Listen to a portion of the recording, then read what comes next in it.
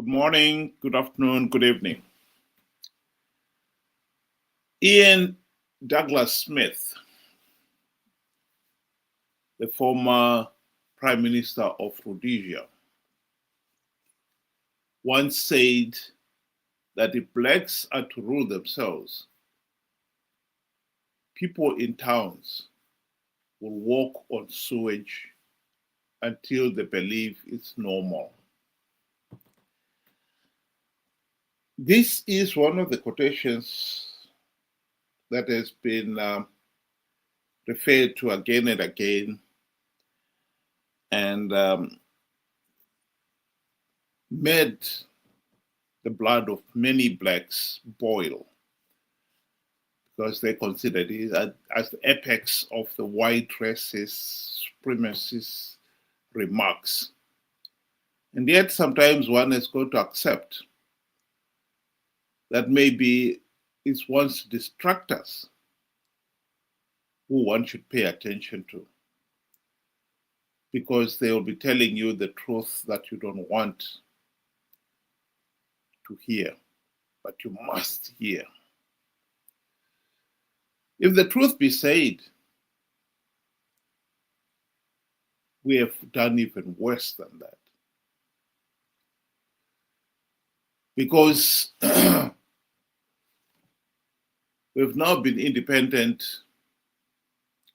for the last 45 years, and yet we have failed to hold free, fair, and credible elections in 45 years of independence in this day and age. How is that possible? Indeed, the last 15 years, we've even been trying to win rigged elections and still thinking that is normal. This is a serious problem and one we must face and deal with. Ben, welcome to the program. Good day to you and good day to our viewers. Thank you for joining us. It's a bitter pill to swallow, but at the same time, it is what we are living. We had a train, a rail system that was on time every time. That has since been the past. And every time when we have failed, we seem to adapt. We it, they say, if you stay for so long in the toilet, or your nose adapts to the stench. And I think Zimbabwe is at that stage. We have stayed so long in the toilet and in the gutters. We have adapted to the stench. It doesn't bother us anymore. A broken train system, we have replaced it with what they call mushikashika, you know, cars just picking up and dropping off people, licensed, or it's just do as you please and as you like, and you were talking about sewage. Sewage can flow right through your door.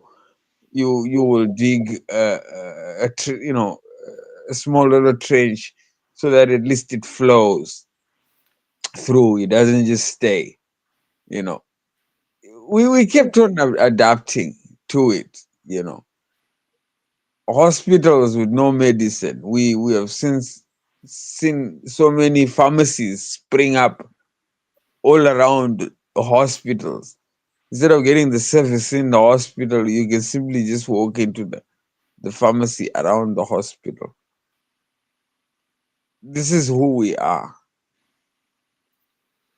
we have been in the toilet and in the gutter for so long that we have adapted to the stage.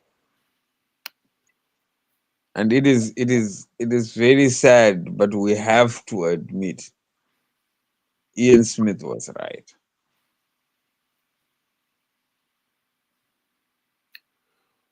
Well, we referred to the problem of failure to hold free, fair, and credible elections.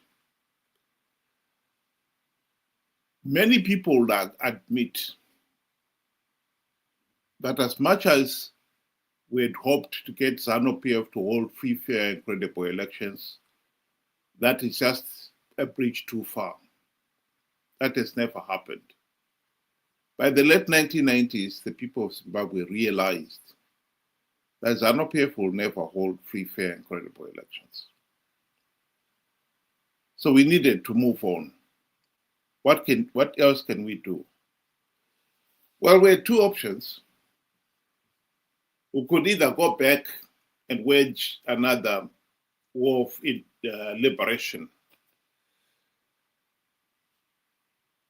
to fight the ZANU-PF dictatorship, or we could elect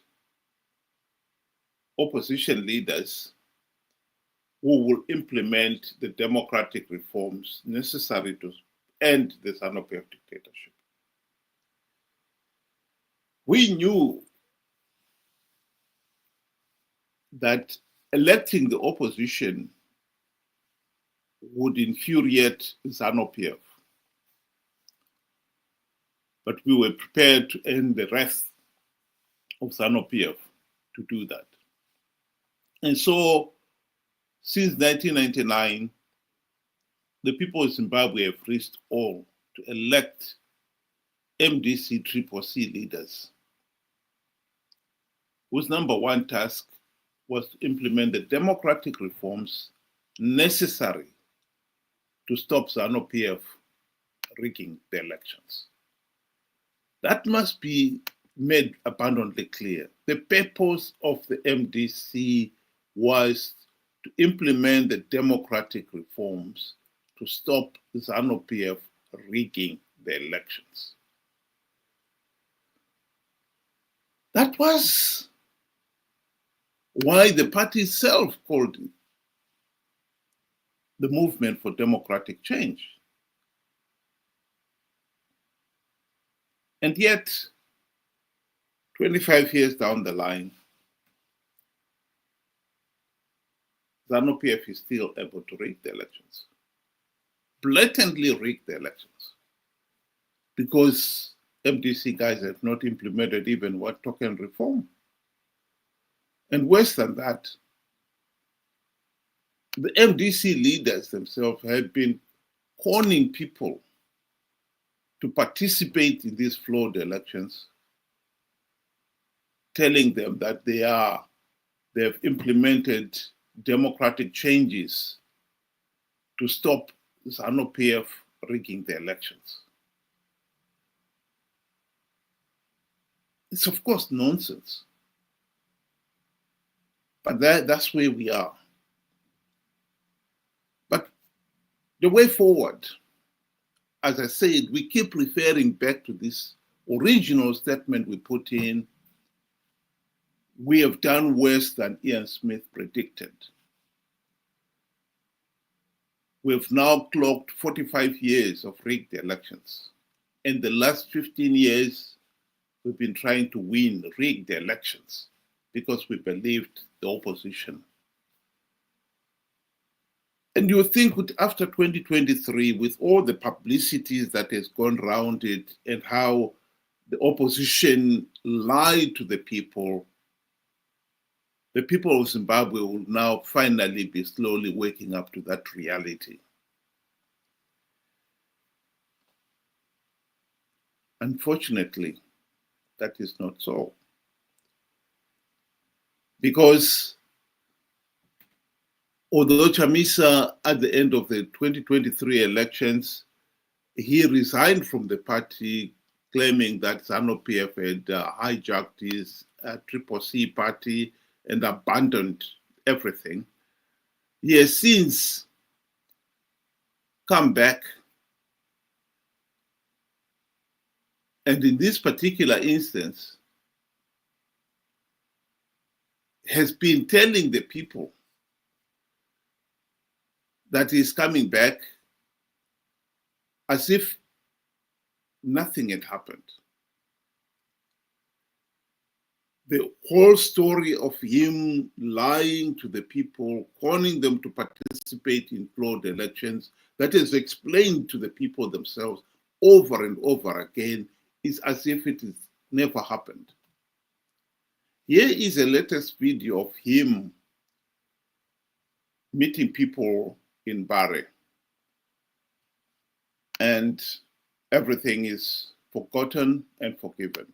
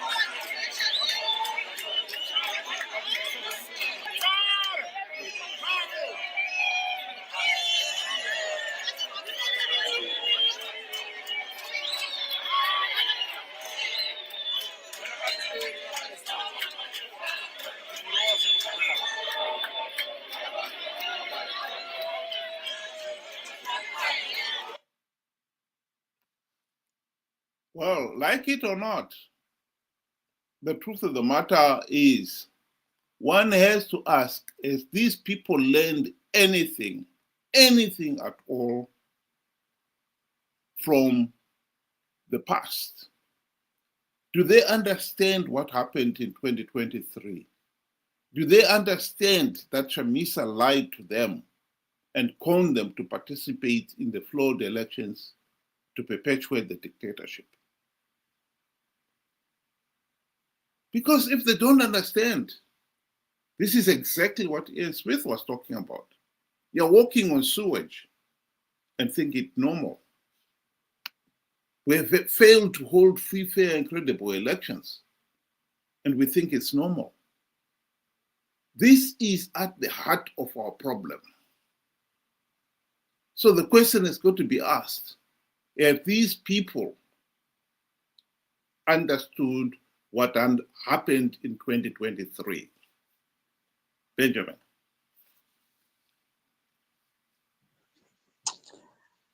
What is normal is after a certain period, a country, should be able to hold democratic elections, free, fair, and credible elections.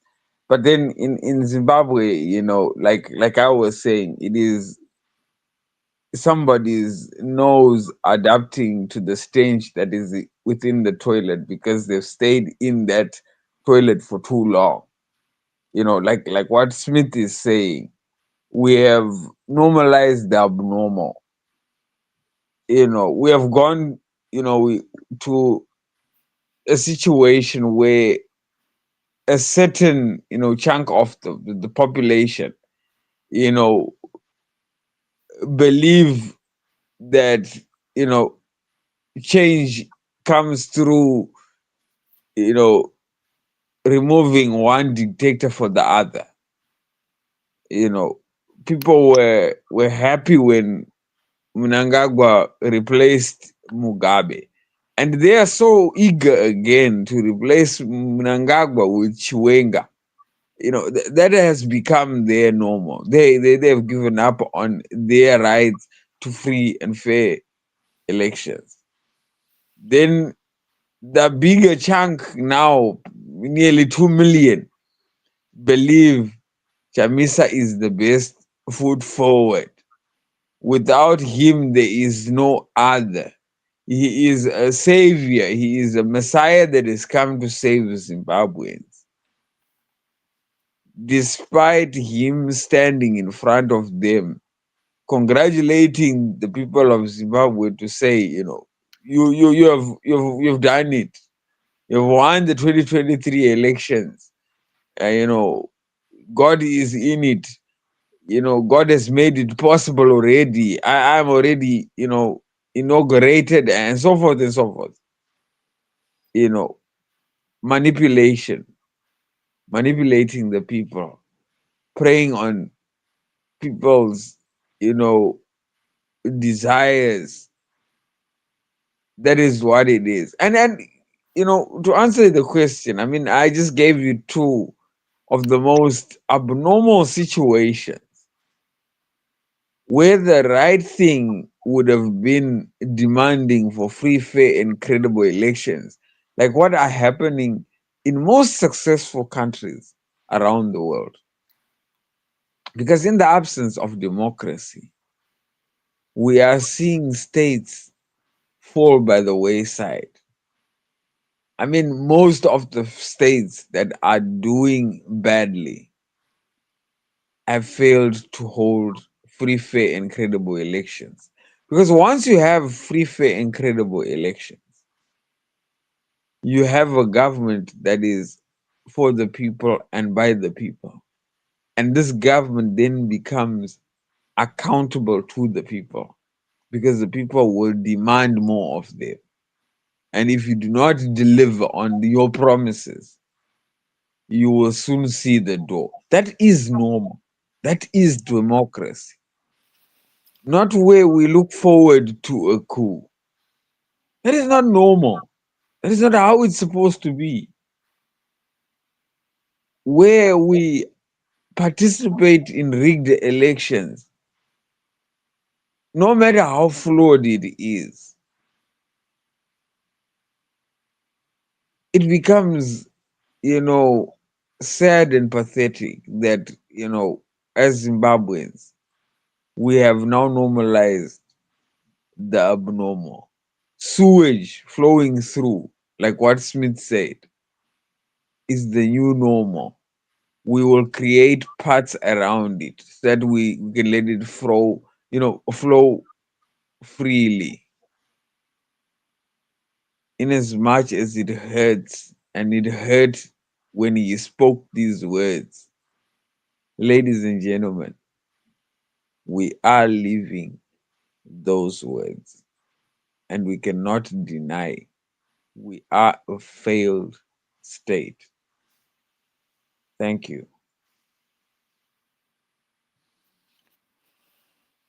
Just like to conclude my remarks by referring to Malcolm X.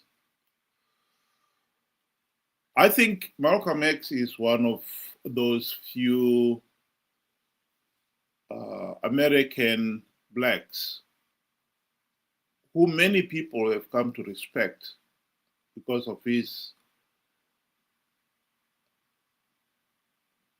clear understanding of the problems. And in this particular case, he's talking about you cannot be blind, so blind with patriotism that you can't see reality. Wrong is wrong. And I think this is at the heart of our problem in Zimbabwe. We have failed to see the reality that the opposition is supposed to be our tool to fight for free, fair, and credible elections. And that tool has failed us. And to somehow continue pretending that there's nothing wrong with the opposition is what got us into this mess. We are not going to end ZANU-PF dictatorship with an opposition that, first of all, failed to implement the reforms. And when they realized they failed to implement the reforms, have since come back telling us that we can win rigged elections because we've devised ways of winning rigged elections. and time again lie to us about what they've been doing to stop ZANU-PF rigging the elections.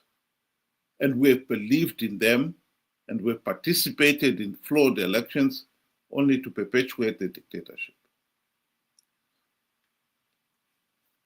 What I'm saying to you now is, as long as the opposition is able to corner us to participate in flawed elections, they will do so. And that will perpetuate ZANU-PF. ZANU-PF is very happy with what Chamisa and company are doing, conning us to believe we can win rigged elections.